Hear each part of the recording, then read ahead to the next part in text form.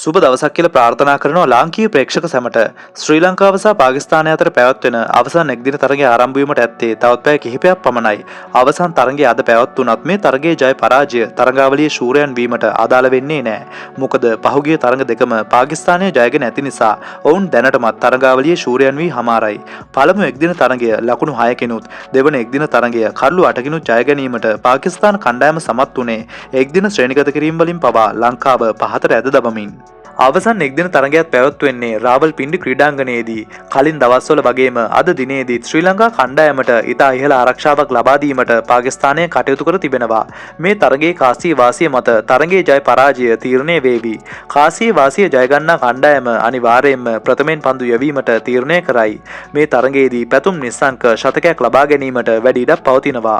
කාලගුණය කලින් දිනවලට වඩා ලොකු වෙනසක් පෙන්눔 කරන්නේ නැහැ.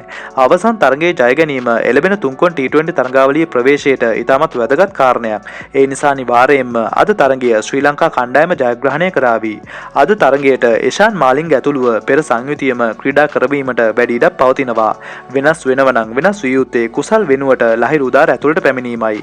නමුත් ලහිරු උදාර T20 සංචිතයේ නැති නිසා කුසල්ව මේ තරගයේ ක්‍රීඩා කරවිය යුතුයි.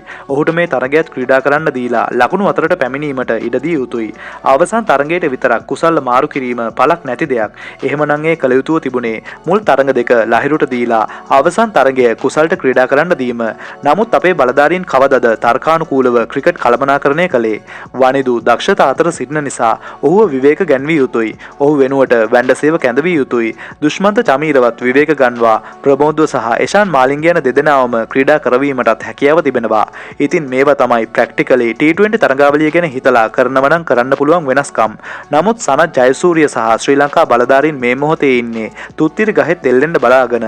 ඒ නිසා ඉන්න හොඳම 11 දාලා අවසන් තරගයත් ක්‍රීඩා කරાવી. නමුත් මගේ මතයට අනුව අද ක්‍රීඩා කරවිය යුතු හොඳම සංයුතිය දැක්වෙන්නේ මේ ආකාරයට.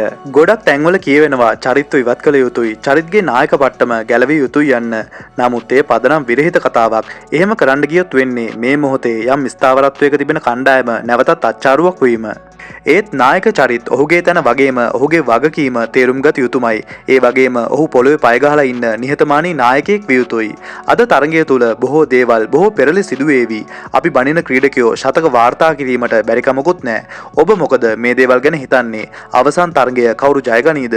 ඔබේ තාර්කික ක්‍රීඩාශීලී අදහසුත් පහලින් කමෙන්ට් කරන් යන්න අමතක කරන්න එපා. ඉතින් දැනට ගිහින් එන්නම්. ඔයාලා හැමෝටම සුබ දවසක්.